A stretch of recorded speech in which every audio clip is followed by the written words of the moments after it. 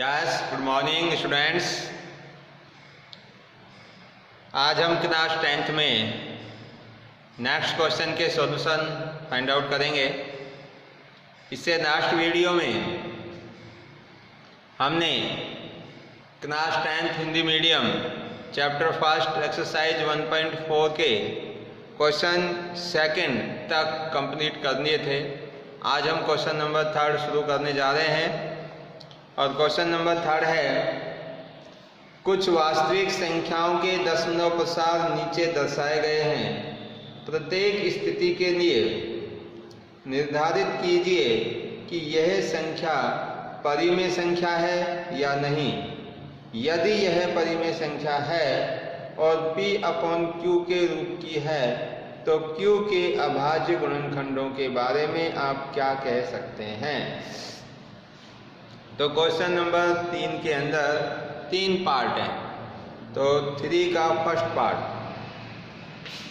Question number 3 का first part है 43.1 2 3 4 5 6 7 8 9। ये आपकी कोई संख्या है। ये किसी संख्या का आपको दशमलव प्रसार दे रखा है। किसी संख्या का क्या दिया हुआ है? दशमलव प्रसार। अब इस संख्या को देखकर आपको ये बताना है कि ये परिमेय संख्या है या अपरिमेय संख्या है। अगर ये संख्या आपकी परिमेय संख्या है तो इसके जो अभाज्य गुणनखंड हम करेंगे हर के, यानी कि ये परिमेय संख्या है तो P/Q के फॉर्म में होगी।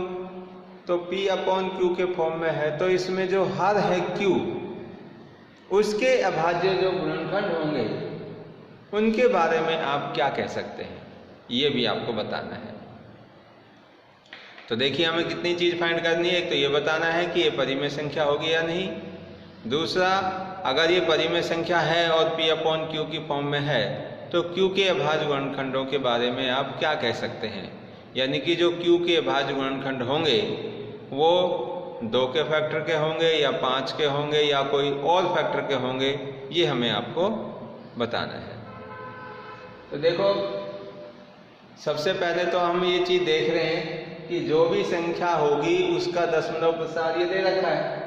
तो इसमें पॉइंट के बाद में 9 डिजिट पर ये इसका एंड हो गया, मतलब यहां से आगे इसका दशमलव प्रसार नहीं बढ़ रहा है। इसका मतलब ये दशमलव प्रसार है जो शांत है। कैसा है भाई? शांत है। और जब दशमलव प्रसार जिन संख्याओं का शांत होता है तो वो संख्याएं परिमेय संख्याएं होती हैं। अब ये संख्या परिमेय तो बन गई, तो इसको ये कह रहा है कि क्या ये P/Q की फॉर्म में है। तो इस संख्या को हम या इस दशमलव प्रसार को हम P/Q की फॉर्म में रिप्रेजेंट कर सकते हैं। तो कैसे करेंगे? इसका डेसिमल हम रिमूव कर देंगे यहां से। तो ये ऐसा लिखा जाएगा 43 अपॉन, देखिए जैसे ये डेसिमल रिमूव होगा तो ये जो रिमेनिंग डिजिट बचे हैं ये सेम आ जाएंगे। 1 2 3 4 5 6 7 8 9। अपॉन में पॉइंट के बाद जितनी भी डिजिट है इतनी 10 की पावर आ जाएगी। तो 9 डिजिट है तो 10 की पावर कितनी हो गई? 9। यानी कि हम किसी भी संख्या का जब हम डेसिमल हटाते हैं तो डेसिमल हटाएंगे तो उसके नीचे जितनी भी डेसिमल के बाद में डिजिट है, जितनी भी मतलब अंक है, उतने ही 0 लगा देते हैं। तो इसमें पॉइंट के बाद में 9 अंक हैं तो 10 की पावर हमने कितनी लगा दी? 9। अब देखो कि इस 10 के हम फैक्टर कर सकते हैं 2 × 5। तो ये ऊपर कैसे रहेगा? 4 3 1 2 3 4 5 6 7 8 9 और इसको लिख सकते हैं 2 × 5 और पावर में कितना है? 9। तो देखिए ये जो संख्या जो आपके सामने है, इस संख्या का जो हर आया है वो 2 और 5 के फैक्टर में आ रहा है। तो आपने देखा था कि जिन संख्याओं के दशमलव प्रसाद आपको गिवन होते हैं और उनको हम अगर P/Q की फॉर्म में रिप्रेजेंट करें तो जो उन संख्या का हर होगा Q, वो अगर 2 और 5 के फैक्टर में होते हैं तो वो संख्याएं आपकी परिमेय संख्याएं होती हैं। कैसी होती हैं? परिमेय संख्याएं। तो ये वाली जो संख्या है ये कैसी हो गई? अब परिमेय हो गई, क्योंकि ये P/Q की फॉर्म में है। तीसरी बात पूछा था कि Q के अभाज्य गुणनखंड के बारे में आप क्या कह सकते हैं? तो जो Q के अभाज्य गुणनखंड होंगे वो 2 और 5 होंगे। ठीक है, तो इस चीज को लिख देते हैं। अब लिखेंगे भाई, यह है P/Q के रूप में है और हर Q के अभाज्य गुणनखंड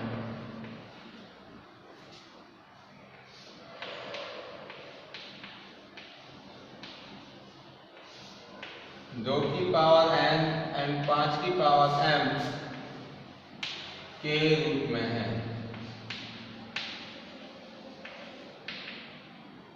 इसीलिए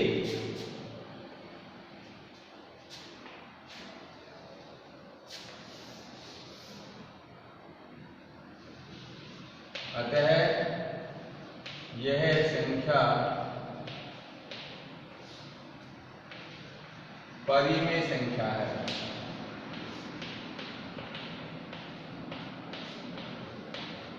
कैसी संख्या है? परिमेय संख्या है। अब इसमें हर के अभाज्य गुणनखंड कौन कौन से होंगे? 2 और 5, जिसमें हर Q के अभाज्य गुणनखंड 2 और 5 होंगे।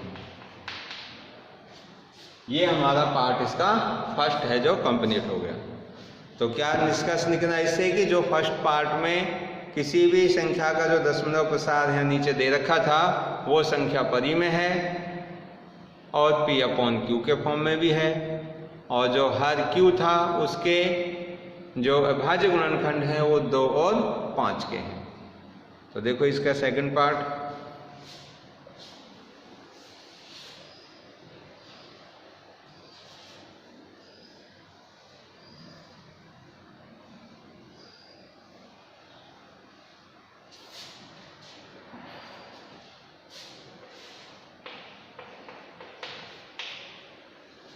क्या है इसका second part? 0 5 1 2 0 1 2 0 0 1 2 0 1 2 4 time 0 up to infinity. ये आपको किसी भी संख्या का दशमलव प्रसाद आपको दे रखा है। अब इस दशमलव प्रसाद को देखकर आपको बताना है कि जो संख्या होगी वो परिमेय होगी या वो अपरिमेय होगी, और अगर परिमेय है तो P/Q की फॉर्म में है या नहीं है। तो यहां से हमें एक चीज नजर आ रही है कि जिस भी संख्या का ये दशमलव प्रसाद है, ये दशमलव प्रसाद आपका कहीं भी खत्म नहीं हो रहा। ये दशमलव प्रसाद कहीं भी खत्म नहीं हो रहा, क्योंकि ये dash dash dash up to infinity तक है और कोई नंबर इसके अंदर रिपीट भी नहीं हो रहा। तो हम ये कह सकते हैं कि जिस भी संख्या का ये दशमलव प्रसाद है, यह प्रसाद अशांत अनावर्ती है। कैसा है ये प्रसाद? अशांत अनावर्ती, मतलब कि ना तो ये शांत है और ना ही किसी नंबर का रिपीटेशन हो रहा है। इसीलिए इस संख्या का जो दशमलव प्रसाद है वो अशांत अनावर्ती होने की वजह से ये संख्या आपकी अपरिमेय संख्या है, परिमेय संख्या नहीं है। और जब ये संख्या अपरिमेय संख्या है तो इसको हम P/Q की फॉर्म में रिप्रेजेंट नहीं कर सकते। तो देखिए इसी चीज को लिखेंगे,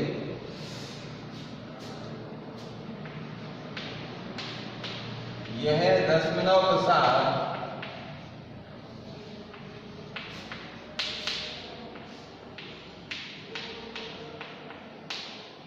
अशांत अनावर्ती है।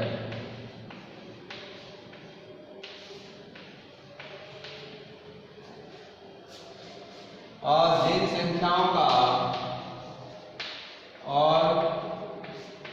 जिन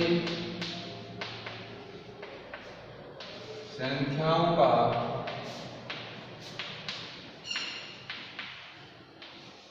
दशमलव प्रसाद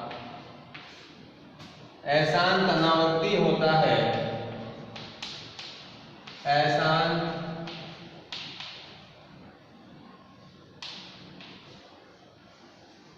अनावर्ती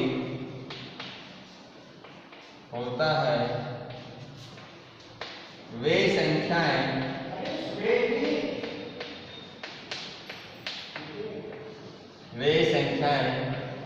अपरिमेय संख्याएं होती हैं।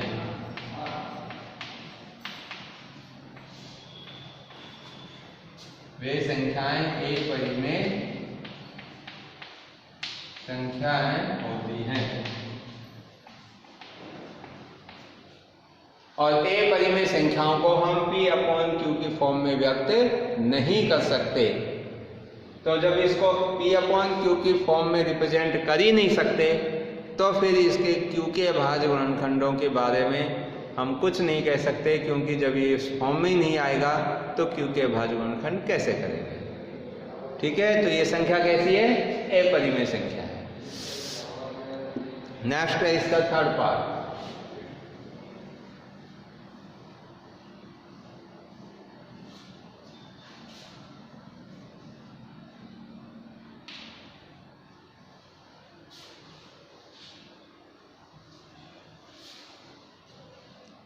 देखिए थर्ड पार्ट है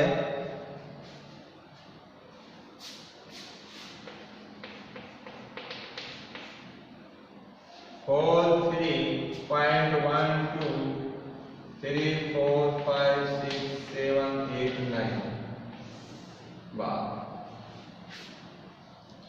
इस थर्ड पार्ट के अंदर जो आपके पास में दशमलव प्रसाद है वो ये है 43.123456789 के ऊपर बार का साइन है।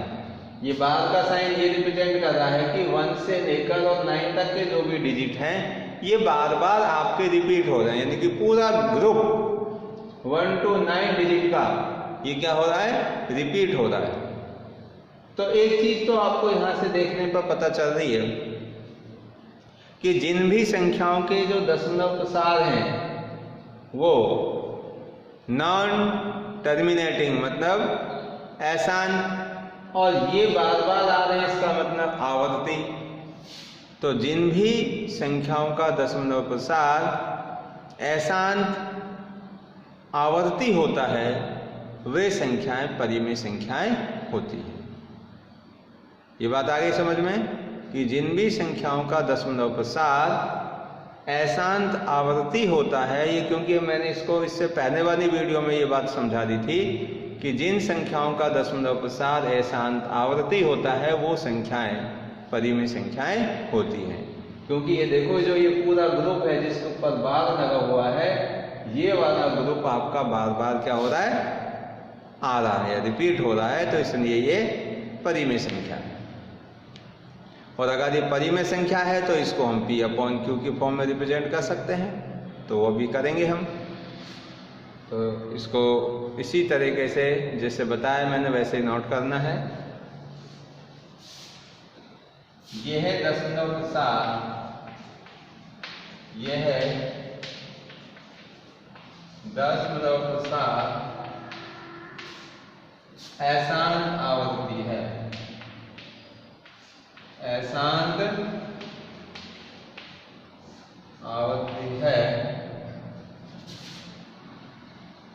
और हम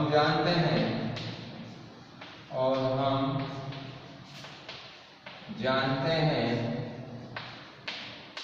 कि जिन संख्याओं का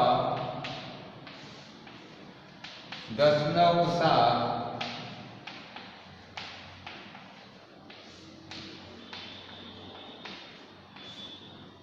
ऐसान आवर्ती होता है,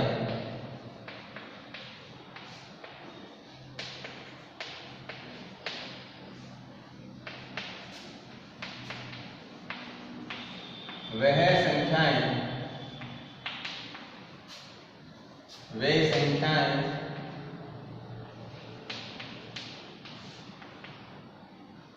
परिमेय संख्याएं होती हैं। परिमेय संख्याएं होती हैं। अतः इसको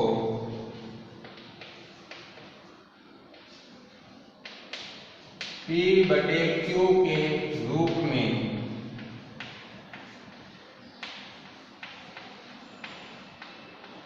व्यक्त कर सकते हैं। किसके रूप में व्यक्त कर सकते हैं? P/Q के रूप में। अब देखो इसको P/Q के रूप में कैसे व्यक्त करेंगे, तो इसको मैं यहां से हटा दूंगा।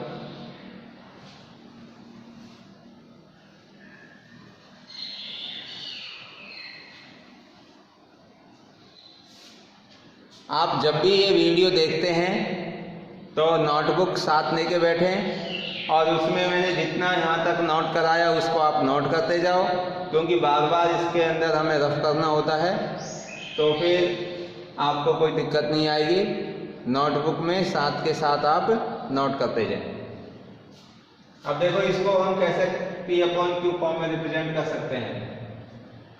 तो P/Q फॉर्म में रिप्रेजेंट करने के लिए आपने 9th में भी एक तरीका पढ़ा था और वो याद भी होगा आपके कि अगर कोई संख्या ऐसे आ रही थी, जैसे आपने पढ़ी थी 0.6 बार, इसको P/Q की फॉर्म में रिप्रेजेंट करो, या आपने पढ़ा था 2.6 बार, इसको P/Q की फॉर्म में रिप्रेजेंट करो। तो उसका तरीका था और वो तरीका आपको याद होगा। इसको P/Q फॉर्म में रिप्रेजेंट करने के लिए यहाँ से ऊपर से जो ये बार का साइन आ रहा है, ये जो आपको लाइन दिखाई दे रही है, इसको हमें रिमूव करना पड़ेगा, क्योंकि ये ग्रुप है जो बार बार इंफिनिटी तक आ रहा है, और जब तक ये वाला ग्रुप यहाँ से रिमूव नहीं होगा तो अब तक हम इसको P/Q की फॉर्म में रिप्रेजेंट नहीं कर पाएंगे। तो इसका एक तरीका है कि हम इस पूरे दशमलव प्रसार को x मान लेते हैं। क्या मान लेते हैं भाई? x। तो यहाँ पर लिख देंगे माना x बराबर 4 3 1 2 3 4 5 6 7 8 9। अब ये बार बार आ रहा है, फिर भी आगे भी आएगा 1 2 3 4 5 6 7 8 9, इस तरीके से। इसको मैं इक्वेशन नंबर 1 दे देता हूँ। क्या दे दिया मैंने इसको? Equation number 1। अब देखो यहाँ पर हमें इस बार वाले जो लाइन दे रखी है, इसको हटाने के लिए ये कितने डिजिट के ऊपर लगी हुई है? 9 डिजिट के ऊपर। तो आप क्या करो, इस इक्वेशन फर्स्ट को 10 की पावर 9 से मल्टीप्लाई कर दो। किससे मल्टीप्लाई करेंगे? 10 की पावर 9 से।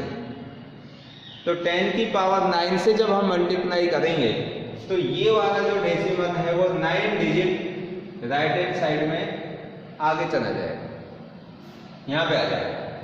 और फिर क्या करेंगे कि जो आएगा उसमें से इस फर्स्ट इक्वेशन को माइनस कर देंगे, तो ये जो हमारा बार बार जो डिजिट आ रहे हैं वो क्या हो जाएंगे? रिमूव हो जाएंगे। तो इसी बात को हम नोट कर रहे हैं। क्या करेंगे? जो ये यहाँ पे बार आ रहा था, इसका मतलब ये वाले नंबर बार बार आ रहे थे, तो मैंने उसको ऐसे लिख लिया। एक ही बात है। अब इस समीकरण 1 को कितने से मल्टीप्लाई कर रहा हूं मैं? 10 की पावर 9। 9 से क्यों कर रहा हूं? क्योंकि ये जो डिजिट हैं वो 9 डिजिट हैं जो बार बार रिपीट हो रहे हैं। तो क्या करेंगे भाई, समीकरण फर्स्ट को 10 की पावर 9 से गुणा करने पर देखिए हमें क्या बनेगा, इसको 10 की पावर 9 से मल्टीप्लाई कर रहे हैं और जब इसको भी मैं 10 की पावर 9 से मल्टीप्लाई करूंगा, इसका मतलब 1 के पीछे 9 जीरो। तो क्या होगा, जो ये वाला आपका पॉइंट है ये यहां पहुंचेगा। आप करके देख लेना, जब भी आप इसको मल्टीप्लाई करोगे तो ये वाला जो डेसिमल है वो 9 डिजिट है जो राइट हैंड साइड में आगे चला जाएगा। और क्या बनेगा, 4 3, ये पॉइंट यहाँ की बजाय कहाँ जाएगा, इधर आ जाएगा। 1 2 3 4 5 6 7 8 9 और यहाँ पॉइंट आ गया, ये बाकी का आगे ऐसे आता ही रहेगा। 1 2 3 4 5 6 7 8 9। इसको ले लो इक्वेशन नंबर सेकंड। इसको मैंने इक्वेशन नंबर सेकंड रख दिया, यानी कि समीकरण 2। अब समीकरण 2 में से मैं किसको माइनस कर रहा हूं, फर्स्ट को माइनस कर रहा हूं। सेकंड में से किसको माइनस करूंगा, फर्स्ट को। तो देखो पॉइंट के बाद में जो ये संख्या इंफिनिटी तक आ रही है और यहाँ भी पॉइंट के बाद में ये संख्या इंफिनिटी तक आ रही है, तो जब इसमें से इसको माइनस करेंगे तो ये पॉइंट के बाद की सभी संख्याएं जीरो हो जाएंगी। क्या हो जाएंगी भाई, जीरो हो जाएंगी। तो देखो समीकरण 2 में से एक को घटाने पर इधर क्या होगा भाई, 10 की पावर 9 x में से कितना घटाएंगे, x। और यहां जब इसमें से हम इसको माइनस करेंगे तो पॉइंट के बाद के ये तो सभी जीरो हो जाएंगे और ये 43 यहाँ इसमें से 8 9 में से माइनस कर देंगे, क्योंकि जब इस नंबर में से इस 43 को माइनस करेंगे तो 43 यहाँ लिखा जाएगा और ये इधर की संख्या सारी क्या हो जाएंगी, माइनस हो जाएंगी। तो लिख देता हूँ एक बार में 4 3 1 2 3 4 5 6 7 8 9 पॉइंट 1 2 3 4 5 6 7 8 9 इसमें से माइनस कर रहा हूं ये वाला नंबर क्या है, 3.1 2 3 4 5 6 7 8 9, ये इसमें से माइनस कर दें। तो देखिए जब इसमें से हम ये माइनस करेंगे तो क्या बचेगा, इसको मैं ऊपर लिख देता हूं।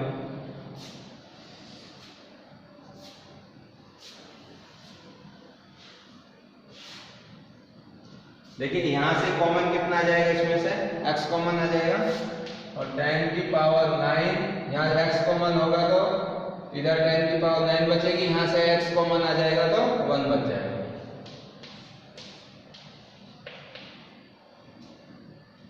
अब इसमें से ये माइनस कर रहे हैं हम, देखिए पॉइंट के बाद में जो ये नंबर है ये तो जीरो हो जाएगा और इसमें से ये 43 माइनस करेंगे तो क्या बचेगा, 4 3 1 2 3 4 5 6 7 और 8 9 में से ये 43 माइनस करेंगे तो 6 और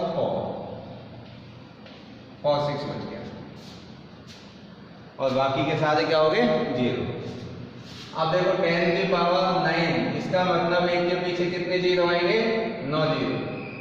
1 2 3 4 5 6 7 8 9, इसमें से माइनस 1 कर रहा हूं into x equal to 4 3 1 2 3 4 5 6 7 4 6।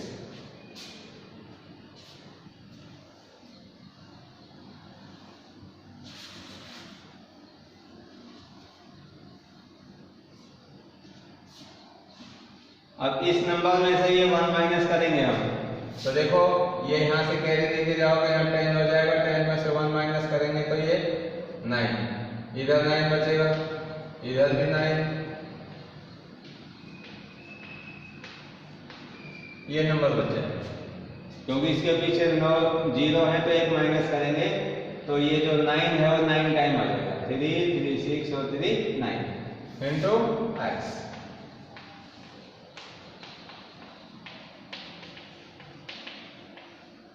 अब इधर x की वैल्यू निकालनी है तो जब ये नंबर है इससे क्या हो जाएगा, ये डिवाइड, तो x is equal to 4 3 1 2 3 4 5 6 7 4 6 upon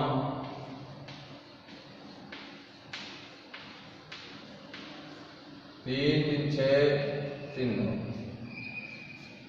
तो देखिए अब ये आपकी P अपॉन Q के फॉर्म में वो नंबर आ गया जिसको हमने x माना था, तो ये नंबर P अपॉन Q के फॉर्म में आ गया। तो यहां से देखो इसमें से अब जब ये P अपॉन Q के फॉर्म में आ गया तो इसमें एक चीज और पूछ रहा था कि आप अभाज्य गुणनखंड Q के बारे में क्या कह सकते हैं, तो Q के गुणनखंड क्या होंगे। तो देखो यहाँ से जो ये संख्या है इसके अगर हम फैक्टर करें तो फैक्टर करने के लिए इसमें से 9 है जो कॉमन निकाल देंगे, 9 कॉमन आ जाएगा यहाँ से, तो क्या होगा 4 3 1 2 3 4 5 6 7 4 6 अपॉन 9 इंटू 9 कॉमन आएगा तो 1 1।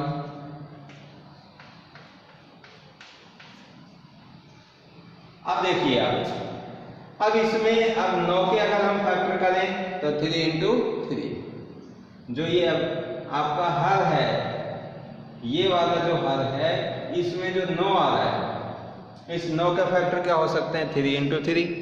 तो इसका मतलब आपके जो फैक्टर परिमेय संख्याओं जिसका कि दशमलव प्रसाद शांत होता था वहां तो फैक्टर 2 और 5 ये दोनों आते थे, या 2 भी आ सकता था या 5 भी, या दोनों, पर इसमें 2 और 5 के अलावा और कौन सा फैक्टर आएगा 3 आएगा, क्योंकि 9 का फैक्टर करोगे तो 3 इंटू 3। तो कहने का अर्थ क्या है कि ये जो आपको क्वेश्चन दिया था जिसमें आपको दशमलव प्रसाद दे रखा था, वो दशमलव प्रसाद आपका कैसा था, अशांत आवर्ती था, और अशांत आवर्ती था तो वो परिमेय संख्या हो गई, और जब परिमेय संख्या हो गई तो उसको हमने P अपॉन Q की फॉर्म में रिप्रेजेंट कर दिया।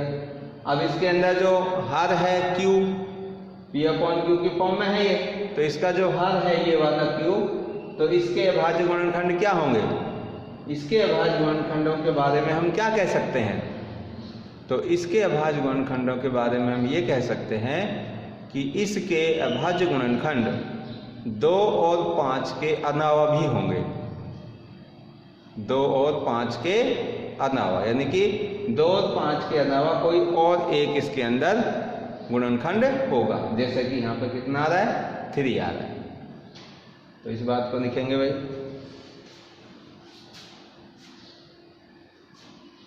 ये है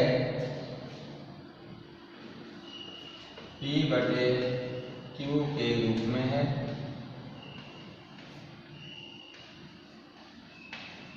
इसीलिए यह परिमेय संख्या है।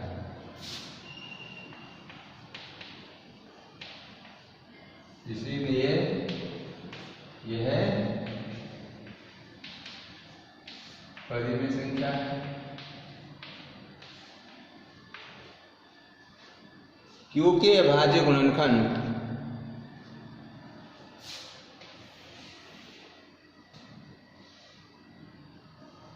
हर Q के अभाज्य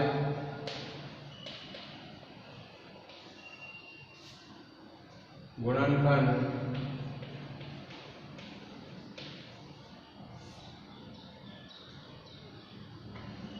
2 और 5 के अलावा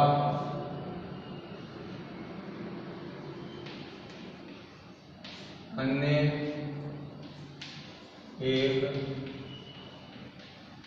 गुणनखंड 2 और 5 के अलावा अन्य एक गुणनखंड और होगा।